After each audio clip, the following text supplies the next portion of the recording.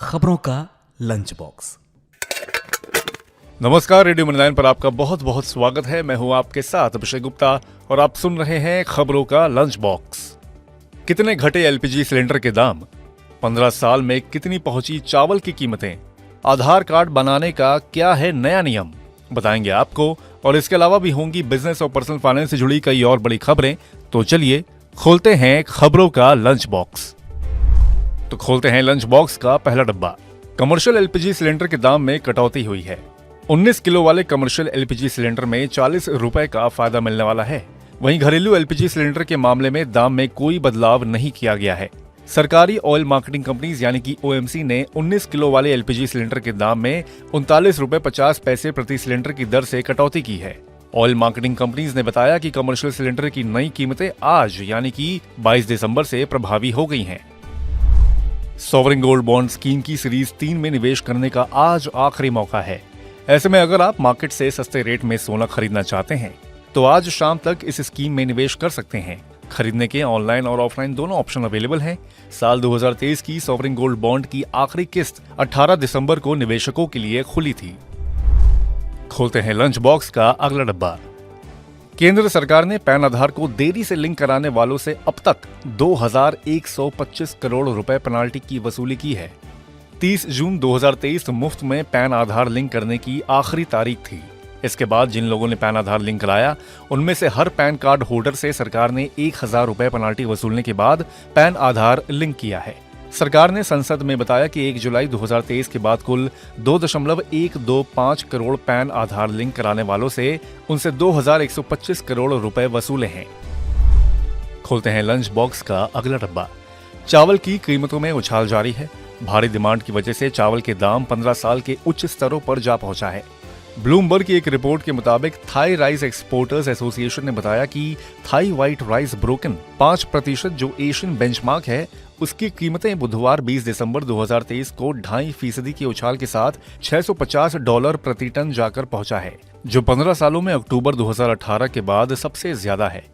चावल की कीमतों में उछाल की बड़ी वजह भारत के चावल के एक्सपोर्ट पर रोक के अलावा थाईलैंड में चावल की फसल को हुआ नुकसान है।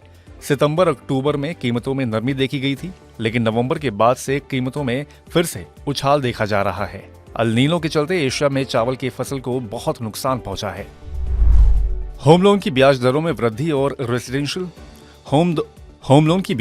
वृद्धि और रेसिडेंशियल प्रॉपर्टीज की बढ़ती कीमतों के बावजूद देश के 7 प्रमुख शहरों में अपार्टमेंट की बिक्री 2023 में 15 साल के उच्च स्तर पर पहुंच सकती है। रियल एस्टेट परामर्श कंपनी JLN इंडिया की जारी रिपोर्ट के मुताबिक इस साल अपार्टमेंट की बिक्री 20% बढ़कर 2.6 लाख इकाई पहुंच सकती है। बिक्री का यह आंकड़ा 2008 के बाद सबसे ज्यादा होगा। JLL के भारत में अनुसंधान प्रमुख सामंतक दास ने कहा कि 2023 में 2.80 लाख अपार्टमेंट लॉन्च किए जा सकते हैं। अगले साल बिक्री 2.90 लाख से 3 लाख इकाई के बीच रहने की उम्मीद है। आंकड़े बताते हैं कि कीमतों में उछाल के बावजूद मांग मजबूत बनी हुई है। UIDAI ने आधार बनवाने से जुड़े नियम में बदलाव किया है। 18 साल से ज्यादा उम्र के लोगों को पहली बार आधार बनवाने पर पासपोर्ट की तरह वेरिफिकेशन करवाना होगा। UIDAI के नए नियम के मुताबिक पहली बार आधार बनवाने वाले 18 साल से ज्यादा उम्र के लोगों को राज्य सरकार की सहमति से फिजिकल वेरिफिकेशन प्रोसेस से गुजरना होगा। अब से आधार के लिए UIDAI नहीं बल्कि राज्य सरकार वेरिफिकेशन करेगी। इस काम के लिए राज्य सरकार जिला और उप विभागीय दोनों स्तरों पर नोडल अधिकारी और अतिरिक्त जिला मजिस्ट्रेट को तैनात करेगी। इसी के साथ हम लोग आ गए हैं लंच बॉक्स के आखिरी डब्बे में। भारतीय रेलवे वंदे भारत ट्रेन की स्पीड बढ़ाने जा रही है। रेलवे मंत्री अश्विनी वैष्णव ने बताया कि ट्रेनों को 110 से 130 किलोमीटर प्रति घंटा की रफ्तार से चलाने के लिए जरूरी स्थानों पर सेफ्टी फेंसिंग लगाई जाएगी।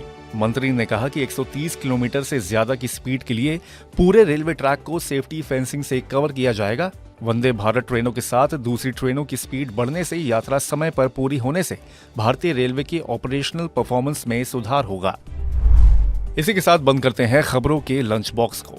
उम्मीद है कि इसमें पेश की गई खबरें आपको पसंद आई होंगी।